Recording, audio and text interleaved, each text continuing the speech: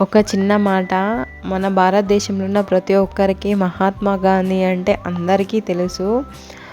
మహాత్మా గాంధీ చెప్పిన ఒక చిన్న కొటేషన్ నా మనసుకు ఎంతగానో తాకింది. అదే డూ ఆర్ డై.